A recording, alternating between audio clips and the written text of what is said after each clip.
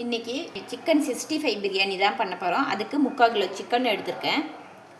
1/2 spoon மஞ்சத்தூள், 1 spoon மிளகாய்த்தூள், மிளகுத்தூள் 1/2 ஸ்பூன், ஜீரகத்தூள் 1/2 ஸ்பூன், கரம் மசாலா 1 ஸ்பூன், தேவையான அளவு உப்பு, 1 ஸ்பூன் இஞ்சி பூண்டு பேஸ்ட், கொஞ்சமாக எண்ணெய் ஊற்றிக்கலாம், கலர் பவுடர் சேர்த்துக்கலாம்.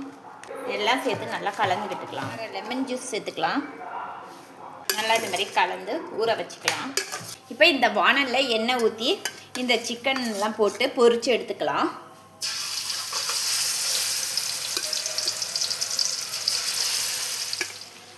இப்போ இந்த சிக்கனெல்லாம் திருப்பி விட்டுக்கலாம். இப்போ எண்ணெய் ஊற்றிக்கலாம். பட்டை, கிராம்பு, ஏலக்காய் போட்டுக்கலாம். 2 பெரிய வெங்காயம் வெட்டி வச்சுருக்கேன், இதையும் இது கூட சேர்த்துக்கலாம். இப்போ 2 பச்சை மிளகாய் சேர்த்துக்கலாம்.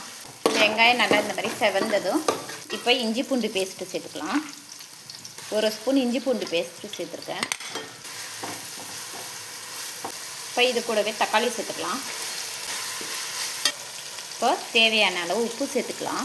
மிளகாய்த்தூள் சேர்த்துக்கலாம் 1/2 ஸ்பூன். ஏன்னா நம்ம சிக்கனில் ஆல்ரெடி மிளகாய்த்தூள் சேர்த்துருக்கோம். கரம் மசாலா சேர்த்துக்கலாம்.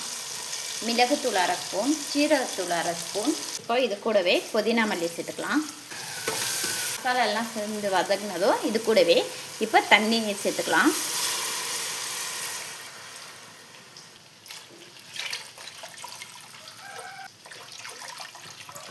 இந்த கிளாஸால் 4 கிளாஸ் தண்ணி சேர்த்துருக்கேன். நான் இந்த கிளாஸால் 2 டம்ளர் அரிசி சேர்த்துக்க போகிறேன். தண்ணி கொதிச்சதும் இப்போ அரிசி சேர்த்துக்கலாம். அரிசி போட்டாச்சு. இப்போ மூடி போட்டு மூடிக்கலாம். அரிசி பாதி வெந்துருச்சு. இது கூடவே நம்ம ஃப்ரை பண்ணி வச்ச சிக்கனை சேர்த்துக்கலாம்.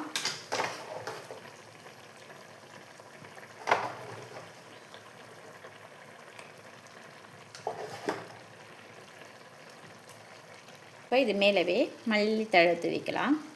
இது மேலே கொஞ்சமாக நெய் ஊற்றிக்கலாம். இப்போ இது கூடவே கொஞ்சமாக கலர் பவுடர் சேர்த்துக்கலாம். இப்போ மூடி போட்டு மூடி 20 நிமிஷம் அப்படியே இருக்கட்டும்.